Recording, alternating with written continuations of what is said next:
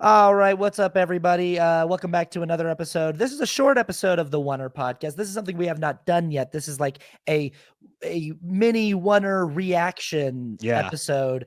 We just got done watching. I'm Austin Archer. I'm Cramer England. We just got done watching the new Superman trailer. Yeah. I don't know if they're calling it a teaser. It feels like a trailer. It's a teaser. It's a teaser trailer. There's all right. The thing that I decide between a teaser and a trailer is a teaser just like gives you an emotion. A trailer gives you the story. This kind of just gives you an emotion, even though it gives you a sense of the story. It's long. It is long. It's a long teaser. We see a lot, but there's no dialogue. There's one that was. Oh, there's one line. Yeah, crypto home, take me home. I think that's the only line. Yeah. Though. But yeah, so I've probably watched this teaser today 5 times. You're a Superman guy. I am a Superman guy. You've got the Batman logo behind you. I'm a Batman guy. I need the nerds to know because the nerds are coming for me today on Threads. And they are. Oh yeah, I had a take, and the nerds are coming for me. Okay. And I need the nerds to know that I am a Superman guy. So chill, nerds. Okay, calm down. I've got a Superman tattoo right here over my heart. Yeah. Yep. All right, so calm down. It's the dorkiest tattoo that I have, and like I like this trailer. So let's talk about just we were just watching it. Yes. What's I want to give some. So I want to give some context to this because. So I do like James Gunn. I love the Guardians of the Galaxy. The first Guardians of the Galaxy is probably my favorite just because it was such a surprise. And I'm a huge, I've got a man crush on Chris Pratt. My wife will tell you that. But anyway, I like James Gunn. I haven't really seen many of his other movies. I haven't seen, what is it, Slither? Or is it, Slither's fun. Yeah. I've never seen Super. I haven't seen that. Yeah. But I like James Gunn. He definitely has a style. And I thought his Suicide Squad was better, much better than David Ayer's Suicide Squad. I don't doubt that. That's a very easy movie to top, but I haven't seen it.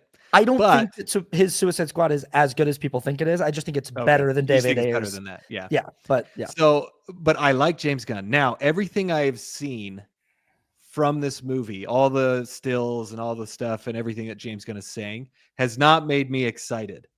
Okay. So why? I've been like, I don't know. Okay. But I've been holding out like, you know what, but it's still James Gunn. Like I'm going to give this a chance, but everything I'm like, that's just a little weird, or that just seems a little off, or it's very different, which is fine. But everything I've been kind of like reserved. Right. Okay. So now watching this trailer, I'm like, all right, I'm in. Like, I got it. I want to see what this is like. I'm not saying it's going to be good. What do you think about it will be good. What do you think about this trailer is pulling you in and saying, okay, let's go? This trailer made me feel like, all right, he's leaning into it. They're going back, right? They're not doing like the Zack Snyder, like really dark. Obviously. Yeah. And they're really leaning into the superhero-ness of it. And I think the thing that really pulled me in is that first shot when he saves that girl from all of those whatever the air tanks or whatever it is, like whatever that is, I love it.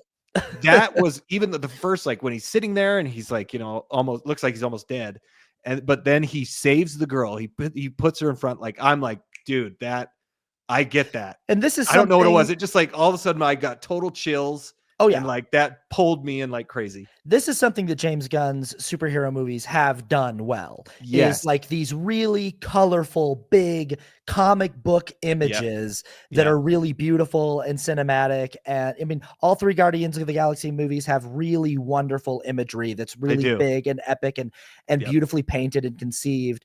And it seems like we get a lot of that in this trailer. A lot of stuff that feels similar to that. So James Gunn has definitely shown himself to be a guy who can create a stirring and inspirational and exciting cinematic image. I think that's who Zack Snyder is as well as a director. It's just 2 different styles. It's two different temperaments. It's like Zack Snyder's whole thing is more of a brooding color palette and more of a more of a self-serious epicness, whereas James Gunn is more just kind of fun and the funny thing lighthearted. The funny thing too about them is that James Gunn, he has all these things. He's definitely a little more silly, for lack of a better word, or not. I don't know what he leans into the comic bookness of his movies, And this looks like he's doing that. Zack Snyder is way more focused on images than he is on story. Sure. And that's my take.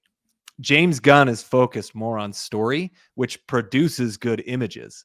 Like it's like Zack Snyder's just waiting to get that image, and he doesn't really care how he gets there. Yeah. And it's like but James Gunn knows how to get there with all the movies. With all the Guardians of the Galaxy, he has these huge comic book moments and images, but they come naturally out of the story. So it makes it so much more satisfying. Whereas, Zack Snyder's just kind of like, look at this cool image. Isn't that amazing? It's like, yeah, but the story sucks. So why?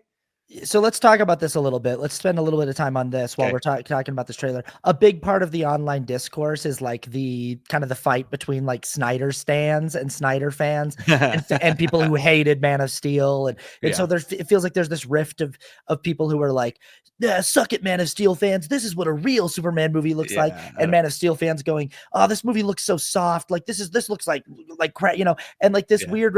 And then there's people like myself who are like, is it okay if we like both? Yeah. Is it okay if we, it okay if we, and how do you feel? Are you a Man of Steel hater, or do you find elements to enjoy? I like Man of Steel. I feel like, I think it's actually really, really good.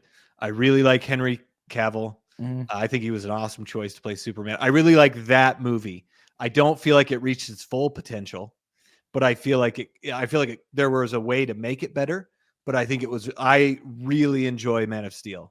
And here's the thing. I love the score. Again, Hans Zimmer. I love the score of Man of Steel. I think it's a little underrated in how good it is. Oh, so this is the main thing I'm going to be talking about in this little conversation is the score. Yeah. So finish your point, because I will. No, that is my point. I like Man of Steel. So I really like it. I don't love Zack Snyder's whole universe, though. I think he just went off the rails. Sure, absolutely. And I think that there's a lot of kind of shared blame there. I think that Warner Brothers kind of hit the panic button when people had mixed responses to this vision of Superman that breaks Zod's neck at the end of the movie, which, like, by the way, I like that. Me too. And I'm totally cool with it. I think it makes sense narratively in the film, the way it's presented. I really like a lot of things about Man of Steel. I even like the Snyder-fied version of Krypton. I think it's kind of cool and epic, and it feels like it feels like a society of like ancient superhumans that have. I wanted to see more of it. Yeah. And I think that it's a fun. So here's what is fun to me about Man of Steel. Is one of the fun things you said with this James Gunn movie, with the trailer that we saw, it feels like they're going back. And that's what I keep seeing online is people are like, this is hitting all of my nostalgia buttons. And this is just, this takes me right back to the Richard Donner this is bringing me back to the Superman of my childhood. This reminds me of the cartoon Superman that I watched growing up. This is, they're taking us back. And I'm all right with honoring the roots of something and showing that you have a respect for where something came from. But one of the most exciting things to me about adaptation and a new iteration of a property or a character as iconic and popular and as beloved as Superman is the possibility of forward movement, is like, what is new? What what does the suit look like? What does the symbol look like? And what is the new actor bringing to it? What is the new Lois Lane like? What is the new? And so what I liked about Snyder's Man of Steel is how many big design swings were taken. Yes, and I totally agree. And not all of them work. Not all of them pay off 100%. But the fact that they went from Donner's, like, Krypton is this kind of like white planet of white crystals and everyone wears all white and has white hair, to this place where it's much darker. And I like this idea that like the house crest is this emblem that everyone wears on their chest. And they almost have like an exoskeleton of armor that they wear, and this like more base layer of clothing underneath, and that's what Superman's suit is, and that it's something that his father made. I really like so many of the design elements of that world. And Man of Steel gets a lot of hate for its color palette, and I think some of that is justified, but I also kind of I kind of like it a lot. I know like it a lot. I think it's another big design swing to say, in this version of the character, this is sort of what this world kind of looks like as we find Yeah. it, and things are a little more muted, but like I don't know. There again, you talked about it. Like Gunn uses story to to bolster the image, and Snyder kind of goes to the image first. But some of those images, like Henry Cavill first walking out of the ship in his suit for the first time, and coming from out of focus into focus, and that whole sequence of his first flight. And there's so many images from that movie that are so like iconic. I feel like Man of Steel is Snyder's most reserved and his best that he has done. Anyway, so a lot of the images in that are really, really good, and they come naturally from the story. Yeah. And I just don't think that for a lot of people, the criticism of Man of Steel is like, this is not what Superman is. Superman is more, it's those primary colors, red, yellow, blue. They need to be bold and in your face, and you're not, it's kind of sacrilege to mute them at all or anything like that.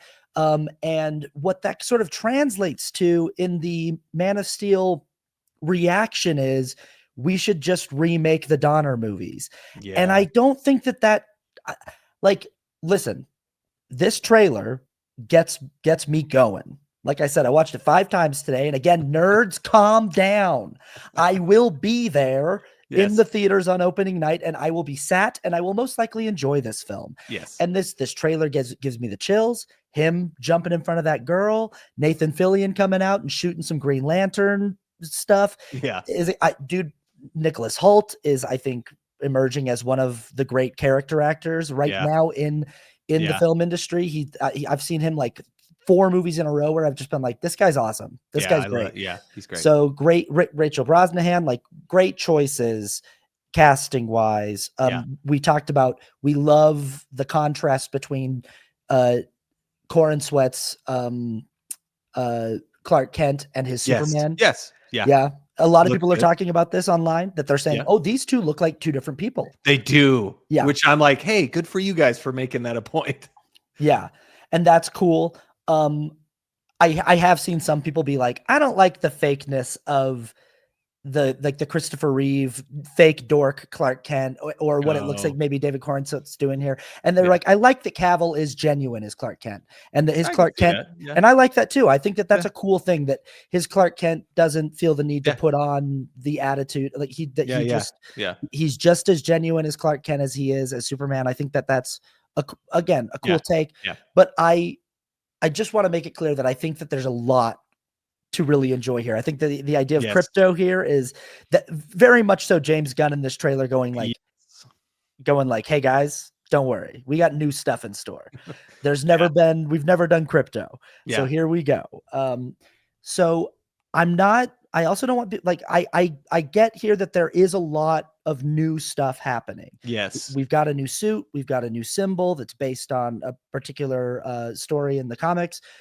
We've got the dog. We've got all new cast. We've got, here's my thing. You mentioned the Hans Zimmer musical score. As the story goes, that when they were making Man of Steel, they intended to use the John Williams score or a version of it for that film, and they couldn't for some reason. Some reason, I don't know if the rights, I don't know why.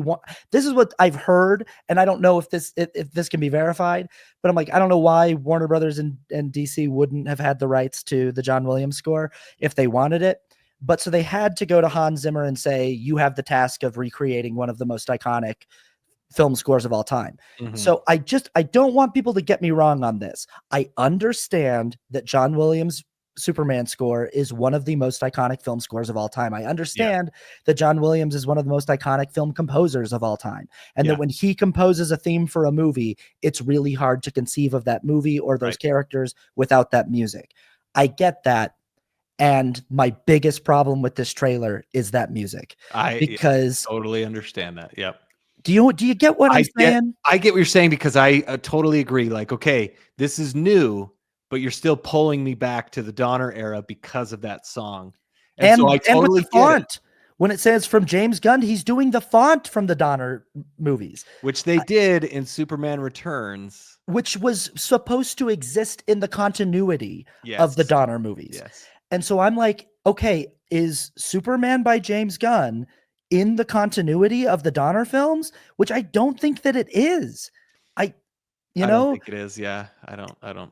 And so It's interesting. Yeah. I totally see what you're saying, and I agree with you. Yeah. So, like, I think one of the best things that happened to the Superman character cinematically in the 21st century is that they had Hans Zimmer do a new score. Yeah. Because as much as John Williams' score will always be iconic, will always be synonymous with the character, will always be emotionally evocative and nostalgic. Yeah. For my personal money, I like Hans Zimmer's score more. I love Hans Zimmer's score. I think it's underrated. I think it's amazing. It feels different, I mean, but it's also Superman. It is. Yeah. I remember the first time I saw the Man of Steel trailer and yeah. seeing that little boy standing with his fist clenched, wearing a red cape, and the piano going dun dun dun dun. Immediately, I was like, "That's Superman." Yep. I knew it immediately. Yeah. And it was immediately identifiable and iconic. It was the same way that you hear John Williams music and go, "That's Superman." I hear that Hans Zimmer score and I go, "That is Superman." Yeah. That is 100. And it's, to me, it's less schmaltzy and like less cheesy. It's more emotional. It's more inspiring. It gets me hyped. Oh, when it starts picking up. And I love that song. Oh my goodness. Oh yeah. That is, it really, really is. It's really good. There's a song on the Man of Steel soundtrack called "What Will You Do When You're Not Saving the World?" And I have that soundtrack, and it's awesome. Oh man, that song it's so good. Gets me so hyped. And here's my thing is, like, for me as a Superman fan, part of the fun of a new Superman movie with a new actor and a new suit and a dog and a new Lois Lane and a new Lex Luthor and a new Fortress of Solitude is a new Superman theme. Is like, with all of this stuff, with everything else being new, with a new costume designer getting to take a crack at the suit, with a new production designer getting to take a crack at lots of different sets, part of that is like, you've got to give a composer a shot at this. You've got to give, and if because it's obviously an updated version of the John Williams score in this trailer but I'm like, if this is what you're telling me, is that this movie is going to use the John Williams score as to me, it's narratively confusing because it is. They did so in Joss Whedon's Justice League, and I hate this. I do too. They went back to the they went back to the John Williams score as well as the Danny Elfman score, and I hate it. It felt unnatural for those characters, and I didn't like it either.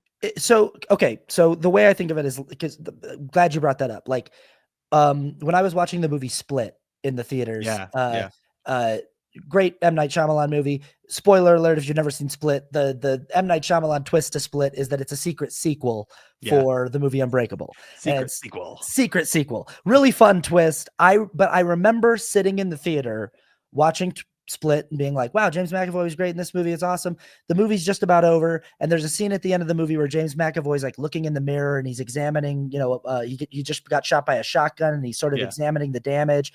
And all of a sudden, the soundtrack to Unbreakable starts playing. And I know Unbreakable like the back of my hand. It's one of my favorite movies. Yeah. And so I lean over to my friend in the theater and I go, "This is the music to Unbreakable." And he goes, "Are you sure?" And I go, "I'm positive. This is the Unbreakable music." And then the next scene is this diner and I go, "No way." And David Dunn shows up. And it's just, my point is, music is a character in the film and it belongs to that film. And unless those films exist in the same continuity, that music can't be there because it belongs to someone else. So when Michael Keaton's Batman music shows up for Ben Affleck's Batman, I go, "That's not his music. That's Michael Keaton's music in Tim Burton's universe." And even Joel Schumacher's Batman got its own theme. Yeah, it did. And like, Hans Zimmer had already done a new Batman theme for not only for the Nolan movies, but he did one for Dawn of Justice as well. Well, he had Junkie XL do that. That's right. That's right. Yeah, yeah, But because he again, didn't want to create another one, but he right. wanted a different one. He wanted a different one. He didn't want it to sound like Nolan's Batman, so he said, "Okay, Junkie XL, Tom Hulkenberg, you do Batman, and I'll focus on Superman," which I thought was a really wise decision because of exactly what you just said. You don't want it to sound like, well, wait, is this the Nolan Batman? Like that. You don't want that in there. So, and this is the thing about like the music is it's just like Elfman's soundtrack is iconic and it's absolutely, it fits with that universe. Yep. It belongs in that universe. It's Batman. It's iconic. Hans Zimmer's score to the Nolan trilogy is iconic. It fits in that universe. It's Batman. Yep. Michael Giacchino's music in I don't know how do you say his name. Giacchino in The Batman by Matt Reeves is Batman, and they're all right for that movie. And to me, hearing John Williams' music come up in a movie that feels like it's its own thing, feels like such a wasted opportunity. It just feels like it's like you were afraid creatively of messing it up. Like, what if we make a Superman score and it's not very good?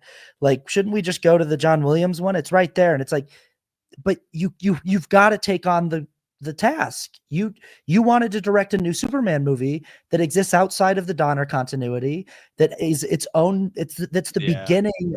I mean, the trailer says it begins, and it's talking about this new chapter in the DC cinema universe led by James Gunn. You've got to give us a new theme. It could just be that this music only exists in the trailer and it's not actually going to be in the movie. Yeah. But that's my one hope. Yeah. Because I totally agree with you. Like, I'm more excited to see this movie now. Yeah. I'm not going to say that it's going to be good because I haven't seen the movie. I think it will be, but I don't know if it will be or not. Yeah. But yeah, I'm hoping that, like, okay, they're bringing people in because the score in a movie is always the last thing that you do usually. So a lot of times they can't use the score for the trailers. So I'm really hoping that, like, okay, let's bring them in with the Donner Superman. They'll have a theme that maybe sounds somewhat like it, but maybe not enough like it. Let's hope that that's what happens, because I totally agree with you. I don't want you to use that theme because it's not for that movie.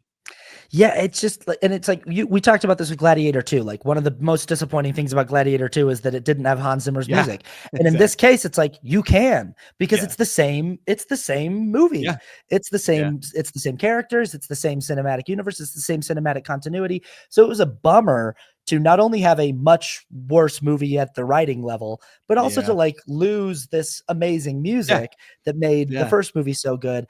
Whereas here, it's just like, all of the responses that I'm getting on Threads are people who are like, literally, I said this on Threads, this exact thing, and people were like, hey, shut up, that's Superman. They were like, that music is Superman, shut up. They're like, it doesn't matter what movie it's in, that music is Superman. And I was like, no, though, that's not true. Like, you're right, that music is Superman, and it always will be Superman.